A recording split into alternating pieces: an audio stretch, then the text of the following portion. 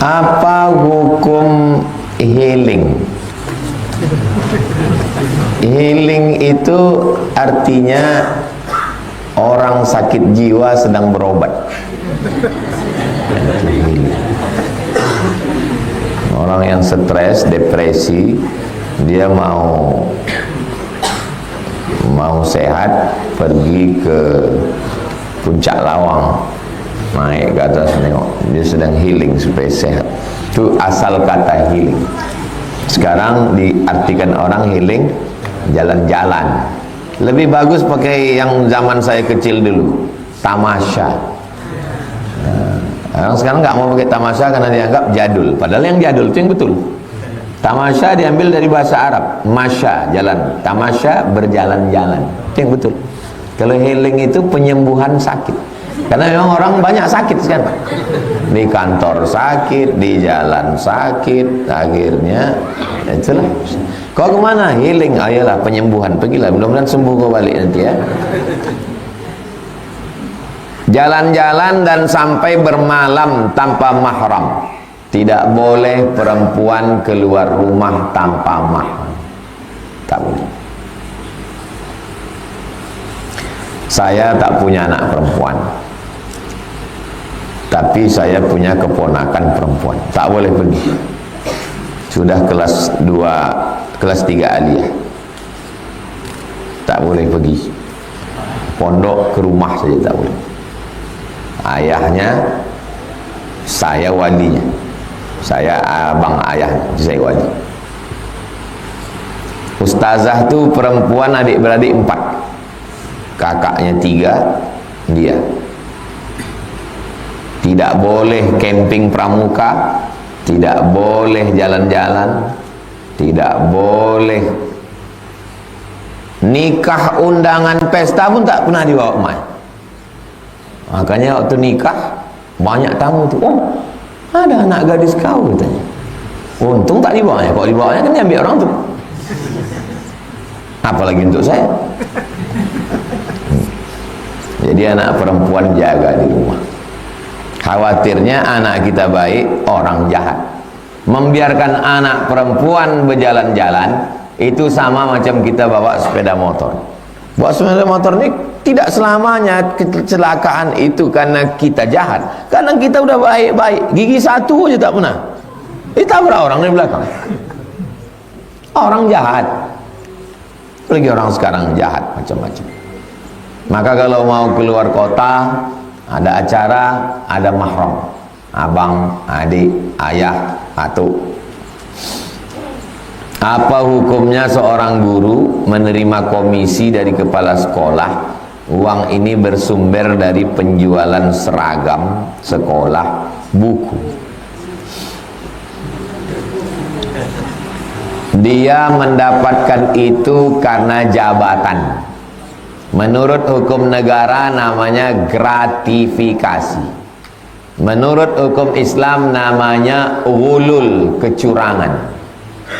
Maka ketua yayasan, kepala sekolah merapatkan semua dengan rapat semua dengan majelis guru, yayasan, kepala sekolah, guru rapat.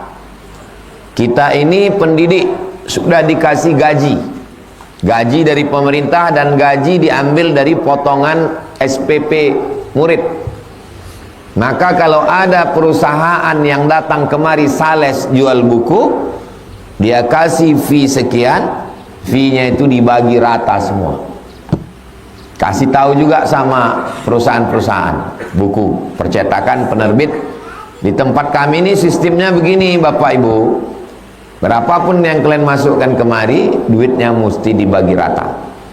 Supaya tidak ada kecemburuan, supaya tidak ada gratifikasi. Efek negatifnya nanti, guru tidak bisa tegas.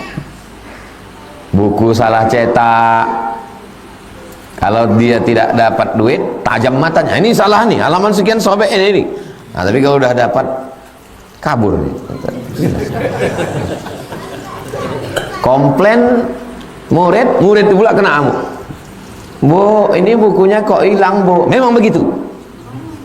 padahal dia udah makan duit. Gratifikasi inilah yang merusak etos kerja. Makanya pegawai KPK kalau datang tidak boleh mengambil air putih. Kalau disediakan air putih gini ya, dulu ya, sekarang tak tahu. Maaf, kami sudah digaji dari negara. Kenapa? Karena kalau ini kita makan. Apa yang merusak kualitas di Indonesia ini? Gratifikasi.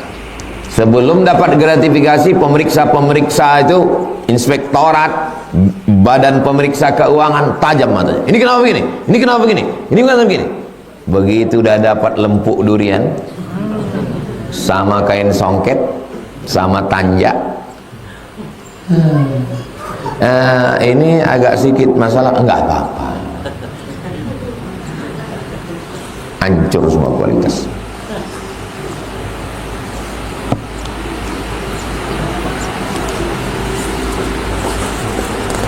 Dalam satu hadis disebutkan bahwa pertama dihisab adalah umur.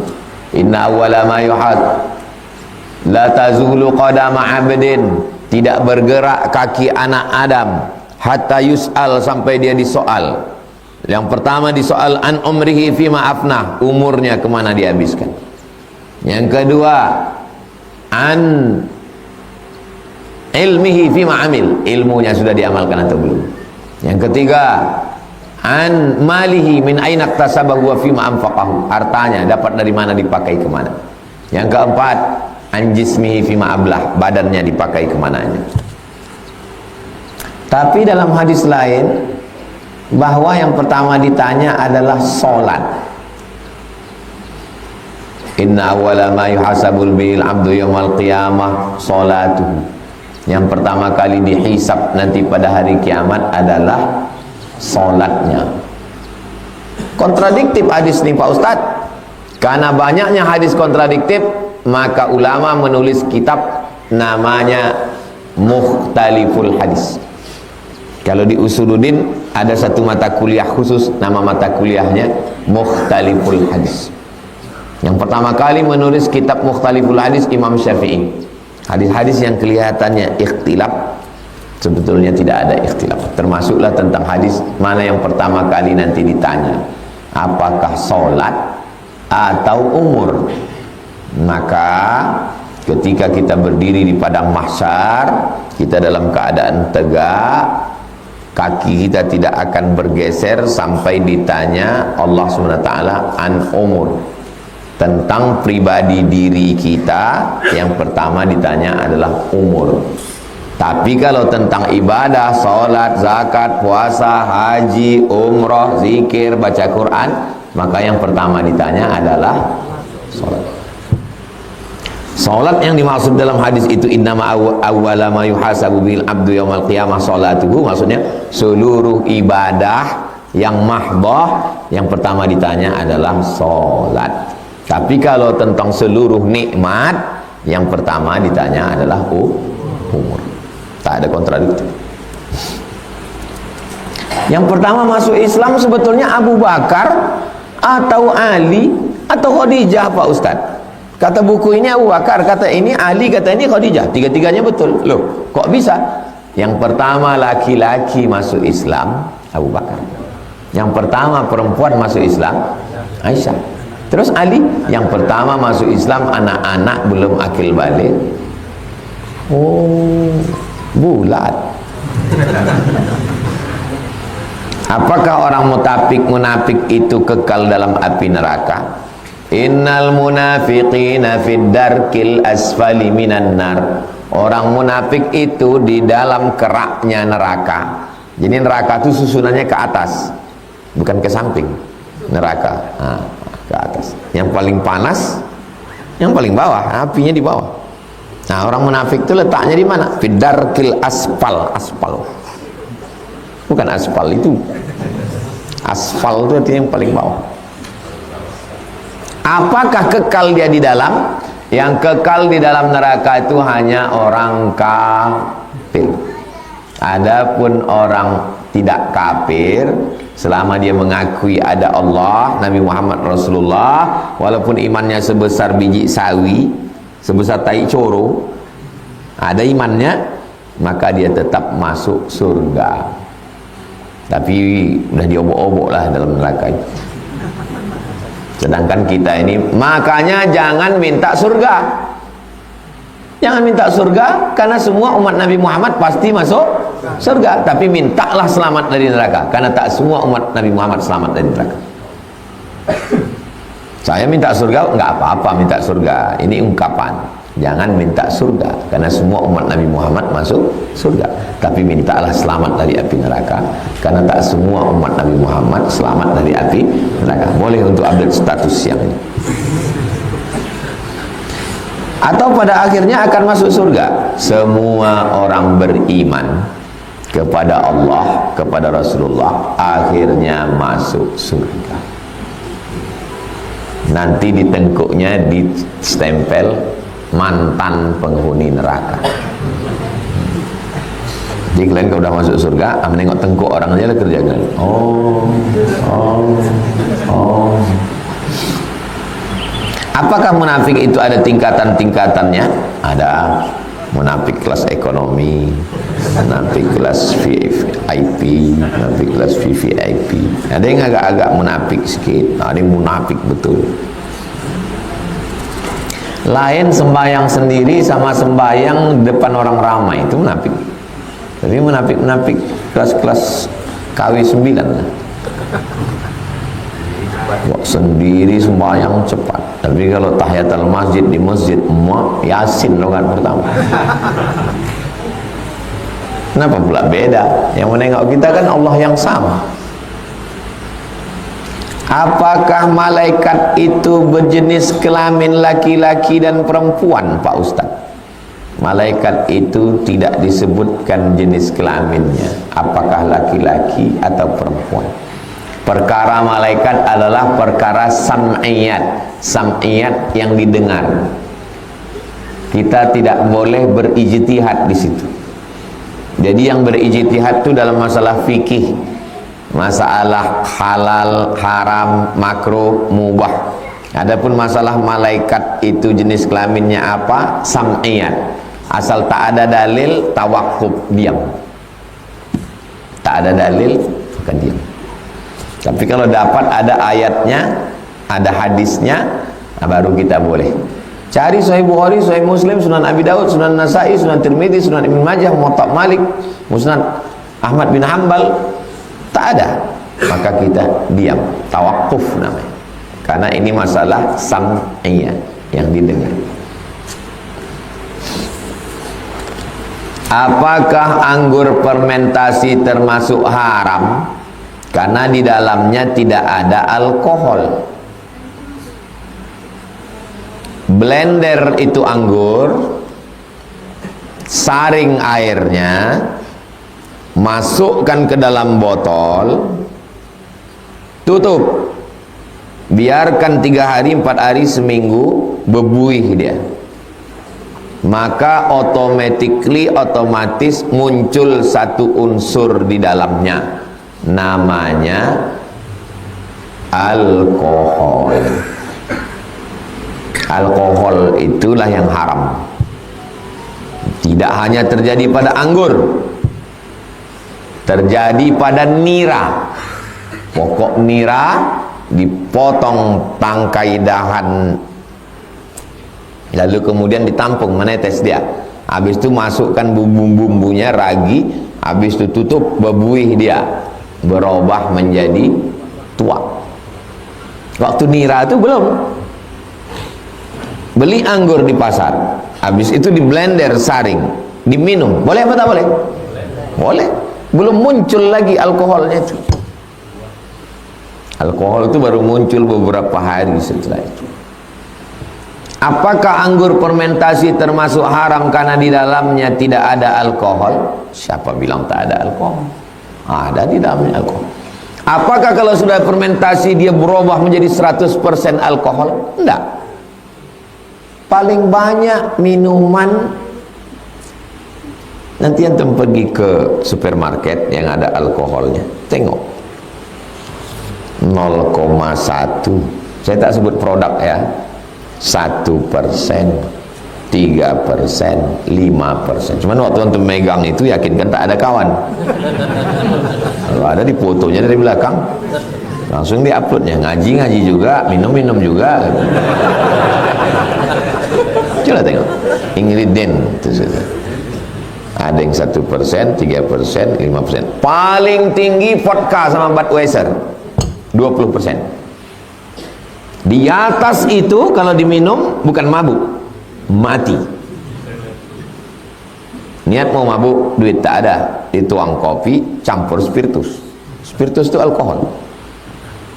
Kalau kita digigit ular, digigit lipan, kena paku, biar mati kumannya itu disiramkan alkohol. Kalau tak ada, zaman dulu orang pakai lampu strongkeng, spiritus. Spiritus itu 100% alkohol. Dituangkan ke kopi biar mabuk, diminum, takarannya tak jelas, lewat 20%, lewat juga dia. Alkohol itu bercampur dengan minuman, bukan dia diminum begitu. Kalau diminum mati orang, bukan mabuk. Niat mabuk mati pula. Apakah bacaan sebelum sholat agar kita selalu khusyuk dalam sholat? Qul a'udzu birabbin nas, malikin nas, ilahin nas, min syarri waswasil khannas, alladzi yuwaswisu sudurin nas, minal jinnati wan nas. Astaghfirullahaladzim. Usalli fardhu subhi raka'ataini ma'muman lillahi ta'ala.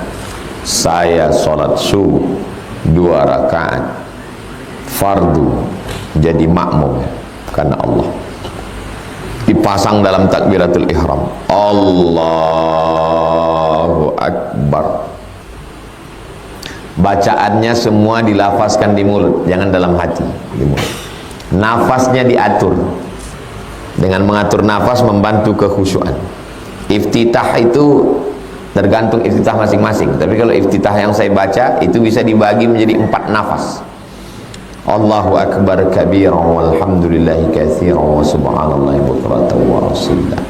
Wajjahtu wajhiya alladhi fatara as-samawati wal arda hanifan musliman wa ana minal musyrikin. Inna salati wa nusuki wa mahyaya wa mamati lillahi rabbil alamin. La syarika lahu wa bidzalika umirtu wa ana minal muslimin.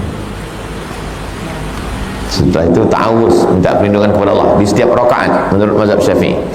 Setiap rakaat, a'udzubillahi minasyaitonir rajim. Fatihah bisa 7 nafas, bisa 1 nafas. 7 nafas sunnah. Karena Nabi berhenti setiap membaca 1 ayat. 7 nafas sah. 1 nafas sah. Bismillahirrahmanirrahim. Alhamdulillahirabbil alamin arrahmanir rahim maliki yaumiddin iyyaka na'budu wa iyyaka nasta'in ihdinas siratal mustaqim siratal ladzina an'amta 'alaihim ghairil maghdubi 'alaihim waladdallin amin. Bismillahirrahmanirrahim. Inna a'tainakal kautsar fasholli rabbika wanhar inna syani'aka huwal abtar. Dan pula gara-gara mau senafas mati sudah itu. Berembus menariknya tak bisa lagi. Allahu Akbar. Subhana rabbiyal azim wa bihamdi. Subhana rabbiyal azim wa bihamdi. Subhana rabbiyal azim wa bihamdi. Sami Allahu liman hamidah. Setelah lurus tulang belakang baru ganti doa. Rabbana lakal hamdu mil'us samawati wa mil'ul ardi wa mil'u ma syi'ta min syai'in ba'd. Allahu Akbar. Subhana rabbiyal a'la wa bihamdi. Subhana rabbiyal a'la wa bihamdi. Takbirnya itu kuat untuk menguatkan telinga, kuat ke hati, kuat pikiran. Kuat di mulut, kuat ke telinga, kuat ke hati, kuat ke pikiran. Allahu Akbar. Rabbighfirli warhamni wajburni warfa'ni warzuqni wahdini wa'afini wa'afani. Allahu Akbar. Subhana rabbiyal a'la wa bihamdi. Subhana rabbiyal a'la wa bihamdi. Allahu Akbar. At-tahiyyatul mubarakatus salawatut thayyibatu lillah. Assalamu alayka ayyuhan nabiy wa rahmatullahi wa barakatuh. Wassalamu alayna wa ala ibadillahi shalihin. Asyhadu an la ilaha illallah. Mata menengok tunjuk.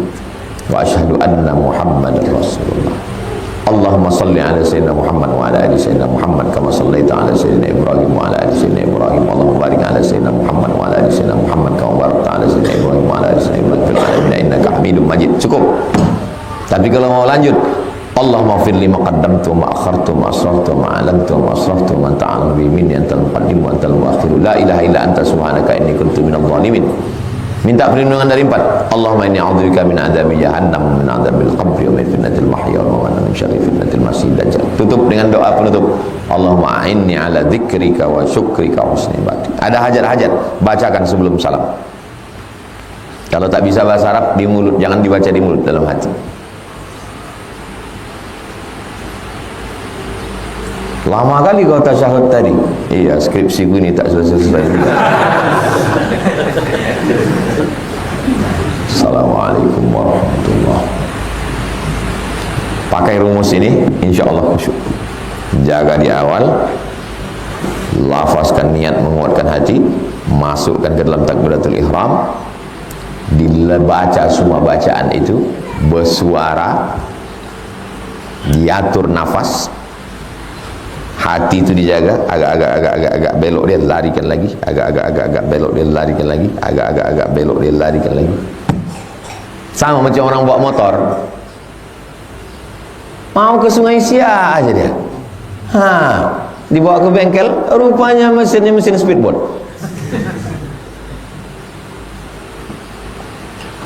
Begitulah hidup ini.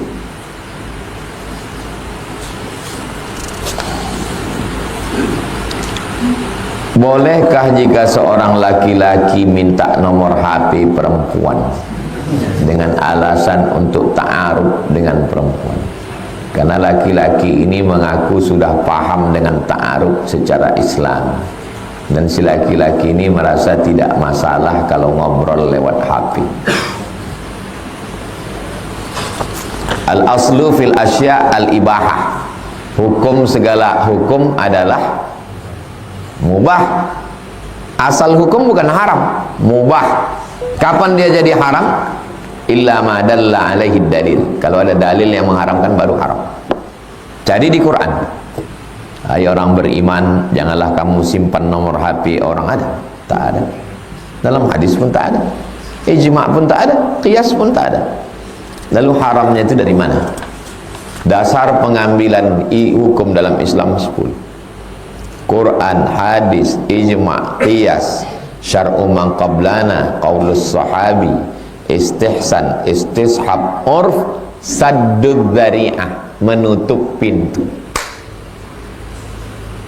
Apa hukum duduk-duduk di taman kota laki-laki perempuan berdua? Mau dibilang haram, di mana letak haramnya? Di taman kota depan kantor wali kota, duduk berdua laki-laki perempuan, orang ramai. Tapi dengan sadduz zari'ah haram. Kenapa? Karena kalau dibiarkan ini membuka pintu, nanti ujung-ujungnya ke hotel. Check in nanti di dalam. Nah, maka ditutup pintu itu, namanya sadduz zari'ah. Tutup. Tutup. Tak boleh. Begitu juga dengan handphone ini, tutup. Saya mau konsultasi keluarga dengan Ustadz Somad, boleh saya WA dia? No. Tidak ada jamaah perempuan bisa me-WA saya langsung. Bukan karena saya takut istri saya. Dia tak pernah ngecek handphone saya, dan handphone saya tidak pakai password. Dan saya tidak termasuk anggota persatuan laki takut bini. Saya menjaga diri saya. Maka siapapun yang mau bertanya ke saya perempuan, melalui tim, melalui Ustaz Endri, melalui Al-Fadin, melalui tim yang ada keliling, tim media. Nanti tim itu ngasih ke saya, baru saya kasih jawaban ke dia melalui voicemail. Untuk apa? Menghindari fitnah. Masa ada setan yang menggoda Ustaz? Ada, setannya alumni Kairo juga, lulusan Fir'aun Institute. Sama-sama dari Mesir kami.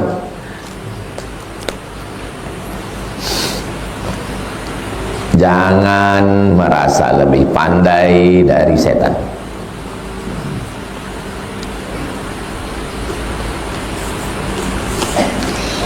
Bagaimana sikap seorang perempuan terhadap suami yang pencemburu? Alhamdulillah. Karena kalau suami tak ada rasa cemburu, bisa jadi dia homo, bisa jadi dia dayus. Ibu posting foto di YouTube, internet, diam dia. Ibu dibonceng orang, diam dia. Berarti dia dayus. La yadkhulul jannata dayus, tak masuk surga dayus. Siapa itu dayus? Alladzi la yagharu ala maharimihi, orang yang tak ada rasa cemburu kepada mahramnya, adiknya, kakaknya, makciknya, istrinya, tak ada rasa cemburu. Kau tengok bini kau tadi dibawa Syanur ke mall, biasa, masa kita aja yang bahagia, kawan kita pun ingin bahagia juga. Kawan ini. Tapi kalau cemburunya melampau, sampai-sampai ibu beli genjer di pasar Kambojanya, tiba-tiba bengkak-bengkak muka tukang kangkung tu kena tinju. Di sini biniku tadi belanja, ya berani kau jual sama dia, pak. Ini kita antarkan ke kilometer 11. Gila dia. Kalau tak mau bini kita ngobrol sama tukang sayur, kita belanja beli sayur. Kalau tak mau bini kita ngobrol sama supir, kita nyupir dia kemana-mana. Begitu prinsipnya. Ini suruh ngantar tak mau. Bang, antar aku ya. Enggak. Balik dia naik Grab.